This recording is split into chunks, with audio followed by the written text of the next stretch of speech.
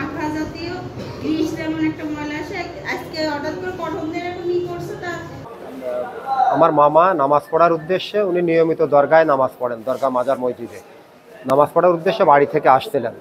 অপর প্রান্তে থেকে মাগুরা থেকে ঝিনেতে যাওয়ার পথে একটা মোটর সাইকেল সজোরে ওনাকে আঘাত করে এবং উনি ওখানে পড়ে যান। স্থানীয় লোকজন ধরে যখন তাকে সদর হাসপাতালে নিয়ে আসে, এসে কর্তব্যরত ডাক্তার তখন তাকে মৃত্যু ঘোষণা করে এবং উনি বয়স মিনিমাম 65 আপ হবে। খুব সামাজিক লোক এবং হজ করে আসতেন। হ্যাঁ, আজকে বিকাল আনুমানিক 6টার দিকে বাবুল খন্দকার নামে 70 বছর বয়স্ক একজন রোড ট্রাফিক অ্যাক্সিডেন্টের পেশেন্ট আসে। তো তাকে যখন আনা হয় সে মৃত অবস্থায় আসে।